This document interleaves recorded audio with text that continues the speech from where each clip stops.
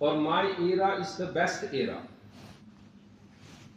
ثم الذين يلونهم, and after them who comes, their time will be the best. ثم الذين يلونهم, and whoever comes in the third generation, third century, they will be the best. Lekin Huzur Ghaus Pak radiyallahu ta'ala anhu was born in 5th century, 470 Hijri, and the day was first Ramadanul Mubarak, it was Friday. جیلان میں آپ پیدا ہوئے اور جس سال آپ پیدا ہوئے جیلان میں 1100 بچے پیدا ہوئے. The day when Huzur Ghaus Pak radiyallahu ta'ala anhu was born, 1100 other births have taken place in Jilan, and all of them were boys. یہ حضور غوث پاک کی برکت ہے کہ اللہ نے باقی جتنے پیدا ہوئے سب کے سب لڑکے پیدا ہوئے اور اللہ نے سب کو ولایت سے نوازا. تو حضور غوث پاک رضی اللہ تعالیٰ عنہ کی برکت ہے. عام طور پر یہ ہوتا ہے کہ آج کل کا ہمارا جو 2-3 سال کا بچہ ہوتا ہے اس کو اس کی زندگی میں کیا ہوا ہے کیا ہوتا ہے اس کا کچھ پتہ نہیں ہوتا ہے. لیکن حضور غوث پاک رضی اللہ تعالی عنہ کا مقام اور مرتبہ جدا ہے. آپ کا حال یہ ہے کہ آپ اپنی والدہ کے بطن اطہر میں ہیں اور والدہ کو اگر چھینک آتی ہے تو حضور غوث پاک یرحمک اللہ کہتے ہیں. اگر والدہ کی پیٹ میں ہے کسی نے سلام کیا ہے تو دنیا میں جب آپ جلوہ فرما ہوئے تو آپ اس کے سلام کا جواب دیتے ہیں. ماں کے پیٹ میں اگر والدہ کے ساتھ کوئی حادثہ پیش آتا ہے تو اندر ماں کے پیٹ میں رہتے ہوئے آپ ان کی حفاظت فرماتے ہیں. اسی لیے تو ہم ان کو غوث کہتے ہیں. غوث کا معنی ہوتا ہے دستگیری فرمانے والا, فریاد رس, مدد فرمانے والا. تو حضور غوث پاک تو ماں کے پیٹ سے مدد فرماتے ہیں. تو جب ماں کے پیٹ میں ہیں تو اس مقام پہ پہنچے ہوئے ہیں کہ مدد فرما دیں, تو دنیا میں آ کر جب اتنی تواضع, انکساری اور اتنی عبادت و ریاضت کی ہے تو اللہ تبارک و تعالیٰ نے ان کے مقام اور مرتبے کو کتنا بلند کیا ہوگا. تو پھر آج اگر کوئی یہ کہے کہ حضور غوث پاک رضی اللہ تعالیٰ عنہ کسی کی مدد نہیں کر سکتے تو یہ صرف حماقت ہے اور پاگل پن ہے. لیکن ہم اہل سنت و جماعت الحمدللہ اس بات کو مانتے ہیں کہ اللہ تبارک و تعالیٰ خود فرماتا ہے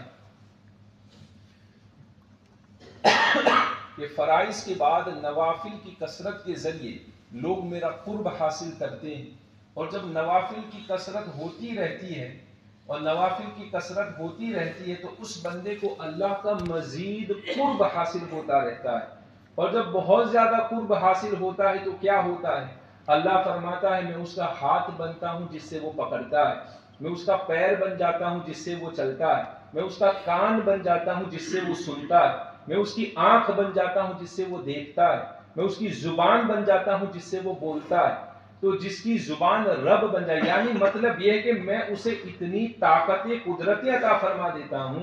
حالانکہ باقی سب لوگوں کو بھی اللہ ہی نے زبانیں عطا فرمائی ہیں, لیکن ان کے اندر ایک الگ قدرت سرایت کر جاتی ہے کہ وہ یہاں بیٹھ کے بھی, بغداد میں بیٹھے ہوئے بھی, دنیا کے کسی بھی کونے میں ہو, حضور غوث پاک رضی اللہ تعالی عنہ اپنے مریدوں کی دستگیری فرماتے ہیں. آپ خود فرماتے ہیں کہ ان یدی علی مریدی کالسماء علی الارض, کہ میرا ہاتھ میرے مریدوں پر ایسے ہی ہے جیسے زمین پہ آسمان. کہ میرا مرید دنیا کے کسی بھی کونے میں ہو, میرے مرید پہ میرا ہاتھ ایسے ہی ہے, یعنی میں اس کی ایسے ہی دستگیری فرماتا ہوں جیسے زمین کے اوپر آسمان ہے. تو جیسے زمین کو آسمان نے گھیرا ہے, حضور غوث پاک رضی اللہ تعالیٰ عنہ کی نظروں نے اپنے تمام مریدوں کو گھیرا ہوا ہے. آپ اپنے تمام مریدوں کو دیکھ رہے ہیں. جب حضور غوث پاک رضی اللہ تعالیٰ عنہ کی ولادت ہونے لگی تو آپ کے والد حضرت ابو صالح موسیٰ جنگی دوست, آپ فرماتے ہیں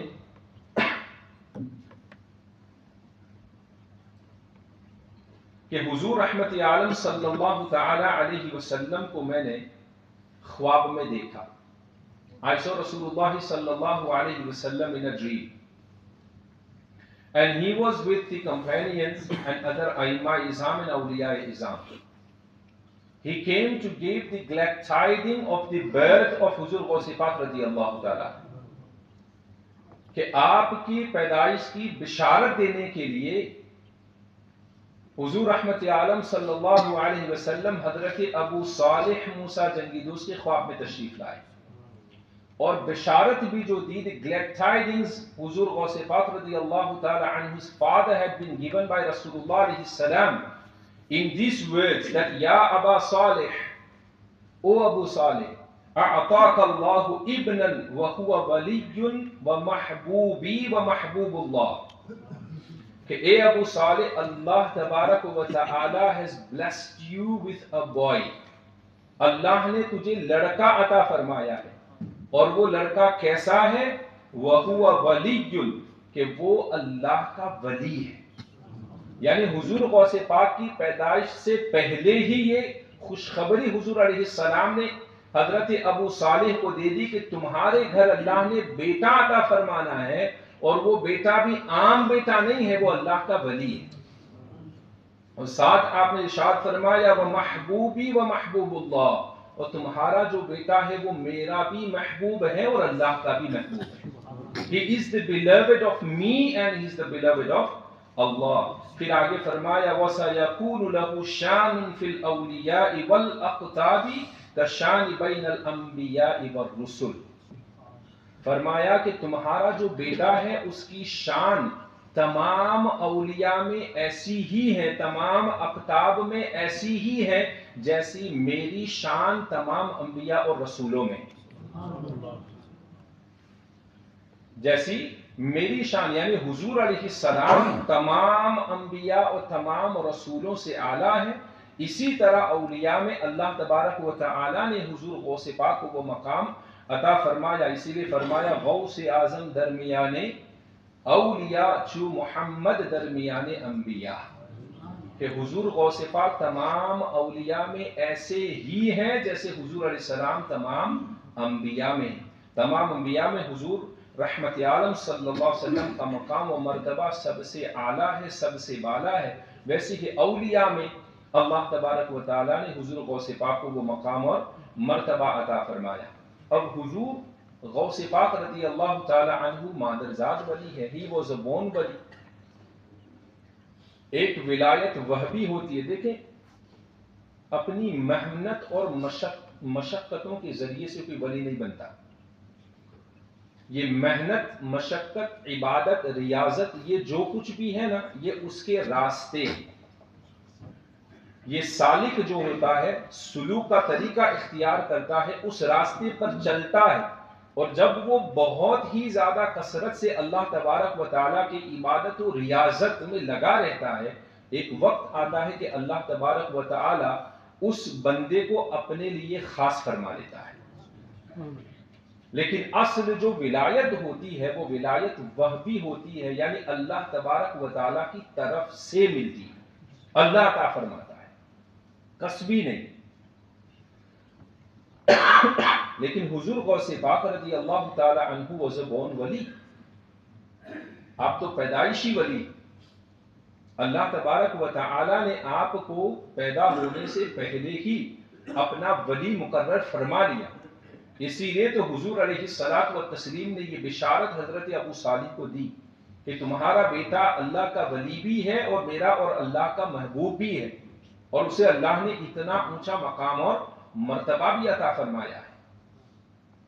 اس کے باوجود آپ دیکھیں کہ حضور غوث پاک رضی اللہ تعالی عنہ نے اپنی زندگی کے اندر کتنی سٹرگل کی.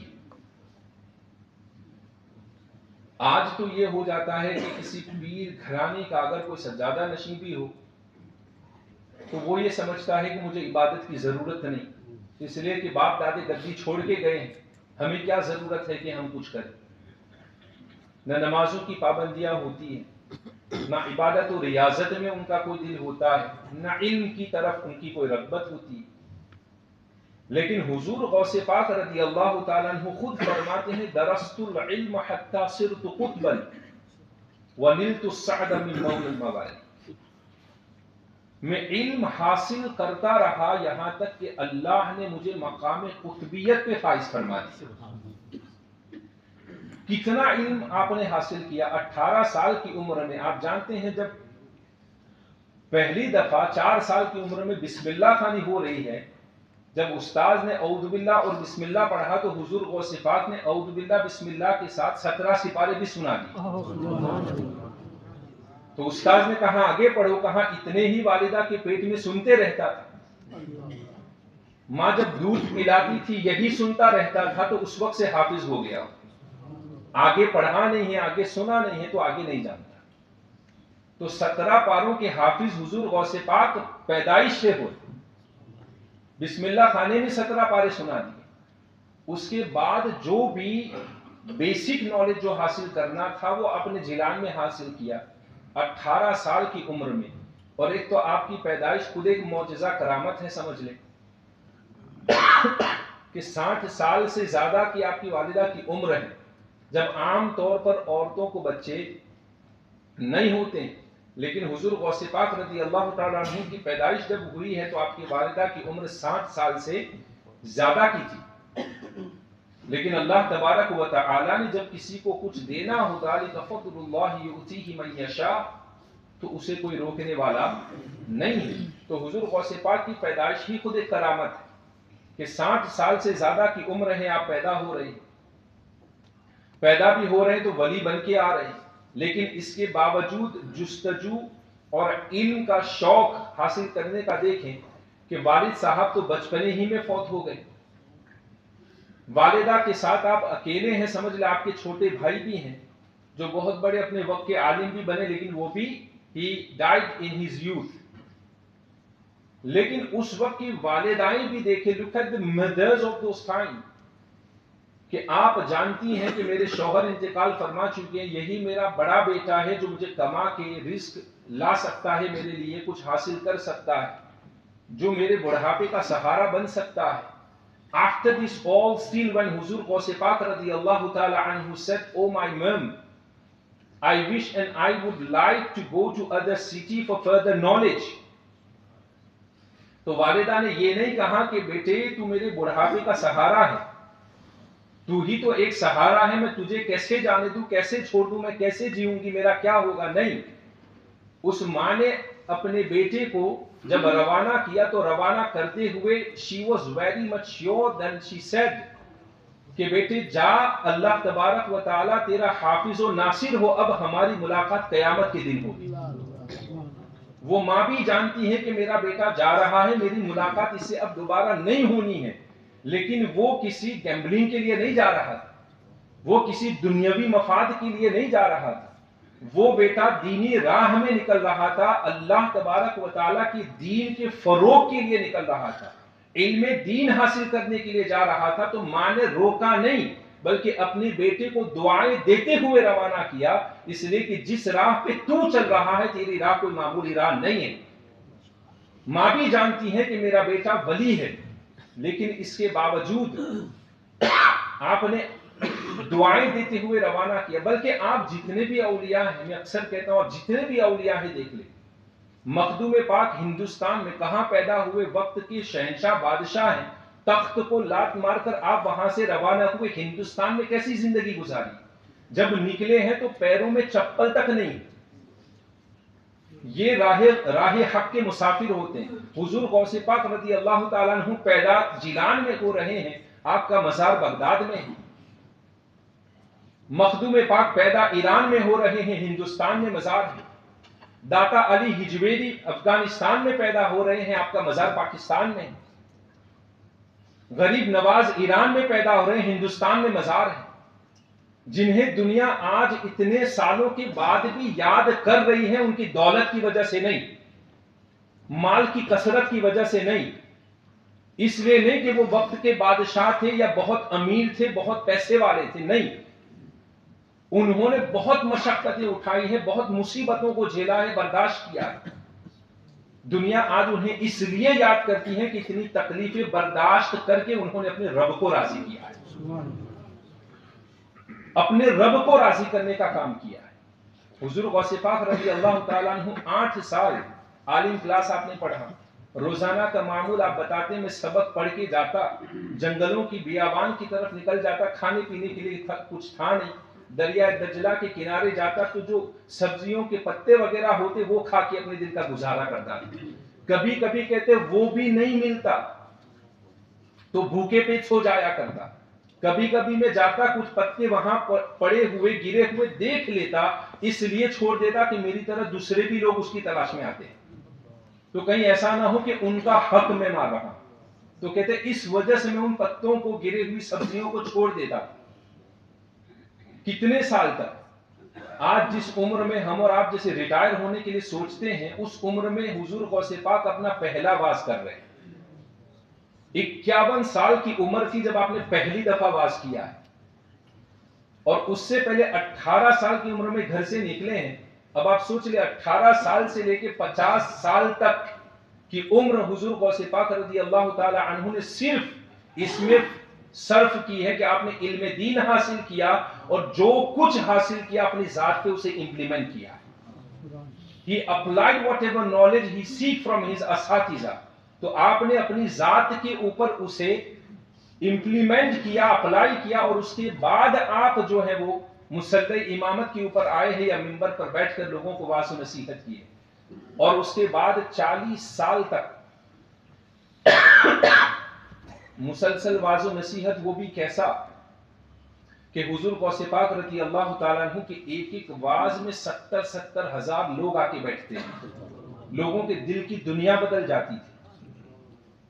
400 scribes who used to come and sit in the gathering of Huzur Ghaus Pak radiyallahu ta'ala anhu to record the wordings of Huzur Ghaus Pak radiyallahu ta'ala anhu। 400 उलमा आकर उसे लिखा करते थे जो हुजूर गौस पाक रज़ियल्लाहु ताला अन्हु बयान करते थे। बहुत मेहनत और मशक्कत के साथ हुजूर गौस पाक रज़ियल्लाहु ताला अन्हु ने अपनी जिंदगी को बसर किया। आज हमारे लिए उतनी मुश्किलें, तकालीफें, मुसीबतें नहीं है। हमारे लिए राहें बहुत आसान हो चुकी हैं, बहुत इजी हो चुकी हैं, लेकिन उसके बावजूद दीन से और इल्म से हम बहुत कोसों दूर अपने आप को ले जाते नजर आ रहे हैं। या फिर अगर कुछ हो भी जाए तो हम ज्यादा से ज्यादा क्या करते हैं कि मुफ्ती यूट्यूब से हम पूछ लेंगे या मौलाना गूगल के पास चले जाएंगे, इसलिए कि मस्जिदों में इमाम तो है नहीं कि हम उनके पास जाएं। तो हमारे पास तो यूट्यूब है या गूगल है, वहां पे जाके सर्च कर लो, जो जवाब मिले, जहां से मिले भी डोंट केयर, जवाब मिल गया इतना हमारे लिए काफी है। हुजूर गौस पाक रज़ियल्लाहु ताला अन्हु का एक लक़ब मुहियुद्दीन है। मुहियुद्दीन का मतलब होता है दीन को जिंदा करने वाला। और हुजूर गौस पाक रज़ियल्लाहु ताला अन्हु ने दीन की ऐसी तजदीद की है, दीन को ऐसा जिंदा किया है कि अगर आप हुजूर गौस पाक रज़ियल्लाहु ताला अन्हु के वक्त का, टाइम का, एरा का अगर आप जायजा लें, मुसलमानों के हालात आज से कुछ मुख्तलिफ नहीं थे। आज जैसे मुसलमान दुनिया भर में परेशान हैं, हुजूर गौस पाक के ज़माने में भी यही हाल था। हालांकि उस वक्त सुल्तान जो हुआ करते थे वो मुसलमान थे, लेकिन इसके बावजूद अगर आप देखें, चाहे वो उमय्यद खिलाफत हो, चाहे वो अमवी खिलाफत हो, बल्कि खुद बगदाद का हाल तो ये था कि वहाँ का जो लीडर हुआ करता था, उस वक्त का जो खलीफा वहाँ का हुआ करता था, पब्लिक जब चाहती थी बिठा देती थी, जब चाहती थी उसे मार देती थी। ये मुसलमानों का हाल था। मुसलमान आपस में दस्तों गिरेबान थे कि मुसलमान एक तरफ एक मुसलमान लीडर है, दूसरी तरफ दूसरा ही मुसलमान लीडर, वो आपस में लड़ रहे हैं। काफिर उस वक्त भी उससे फायदा उठा रहे थे, आज भी फायदा उठा रहे हैं कि आज भी मुसलमान मुसलमान के पीछे लगा हुआ है, और उस वक्त का मुसलमान भी मुसलमान के पीछे लगा हुआ था। हुजूर गौस पाक रज़ियल्लाहु ताला अन्हु ने तमाम चीजों का मुआयना किया। उस वक्त के हालात बहुत खतरनाक हालात थे, उस वक्त के भी, जैसे आज हम देख रहे हैं। और लेकिन आज हमारा ज़मीर यहाँ तक पहुंच चुका है कि मस्जिद अक्सा जा रही है, हमें कोई फर्क नहीं पड़ता। आज मुसलमानों को काटा जा रहा है, मारा जा रहा है, हमें कोई फर्क नहीं पड़ता। उस वक्त का भी मुसलमान मुसलमान ही को मार रहा था, उस वक्त का भी हाल यही था। लेकिन आप जानते हैं कि हुजूर गौस पाक रज़ियल्लाहु ताला अन्हु ने मदरसा कायम किया, और मदरसा कायम किया। एवरी ईयर आपके मदरसे से 3000 उलमा बन के निकलते हैं। 3000 علماء بن کے نکلتے تھے. آپ جس سلطان صلاح الدین ایوبی کا نام سنتے ہیں جنہوں نے بیت المقدس کو فتح کیا، وہ سلطان صلاح الدین ایوبی کوئی اور نہیں، حضور غوث پاک کا مرید ہے. اور جس نے اس کے فتح ہونے کے بعد سب سے پہلا خطبہ مسجد اقصی کے اندر پڑھا ہے، وہ حضور غوث پاک کا شاگرد ہے. تو حضور غوث پاک رضی اللہ تعالیٰ عنہ نے صرف عالم نہیں بنایا، ان کو اور بھی بہت ساری چیزیں سکھائی ہیں، ان کو جہاد کی فضیلتیں بتائی ہیں، دین کے فروغ کے جو کام تھے وہ فروغ کے کام انہیں سکھائے ہیں، اور آپ نے اس طریقے سے دین کو زندہ کیا. اور بھی بے شمار چیزیں حضور غوث پاک رضی اللہ تعالیٰ عنہ کی زندگی سے ہمیں سیکھنے کو ملتی ہے. اس لیے کہ اکثر یہ ہوتا ہے کہ we just keep listening and hearing the کرامات اور حضور غوث پاک رضی اللہ تعالیٰ عنہ، کہ حضور غوث پاک نے ہڈیوں سے مرغی کو زندہ کر دیا، تو ہم ماشاءاللہ سبحان اللہ کہتے ہیں، لیکن ماشاءاللہ سبحان اللہ اس سٹوری کے پیچھے کہ آپ کی جو سٹرگل ہے اسے ہم نہیں جانتے، کہ حضور غوث پاک رضی اللہ تعالی عنہ نے ان ہڈیوں سے مرغی کو زندہ کیا، اس کے پیچھے اس مقام تک پہنچنے کے لیے جو سٹرگل آپ نے کیا، کہ درختوں کے پتے کھا کر آپ خود فرماتے کہ اتنی سبزیاں میں نے وہاں سے چن چن کے کھائی ہیں کہ میرے جسم کا رنگ جو ہے وہ نیلا ہو گیا. کھانے پینے کے لیے کچھ تھا نہیں، کئی کئی دن بھوک اور پیاس سے میں نے گزارے. یہ حضور غوث پاک رضی اللہ تعالیٰ عنہ کی زندگی. ایسے ہی آج 1000 سال کے بعد بھی دنیا انہیں یاد نہیں کرتی. There is a reason behind everything. کہ وہ اللہ تبارک و تعالیٰ نے انہیں اپنا ایسا محبوب بنایا اور انہوں نے اللہ کو ایسا راضی کیا کہ اللہ تبارک و تعالیٰ نے ان کی رضا کا اعلان زمین والوں کے دلوں میں بھی فرما دیا اور آسمان والوں کے دلوں میں بھی فرما دیا. اس لیے کہ اللہ تعالیٰ خود فرماتا ہے کہ جب میں اپنے کسی بندے سے راضی ہوتا ہوں تو وہ آسمانوں کے اندر یعنی فرشتوں میں اس بات کی ندا کر دیتا ہوں، اور پھر فرشتوں کے ذریعے وہ زمین والوں کے اندر ندا کر دی جاتی ہے کہ فلاں شخص کو اللہ نے اپنا محبوب بنا لیا ہے تو تم بھی اسے اپنا محبوب بناؤ. تو اللہ تبارک و تعالی الا ان اولیاء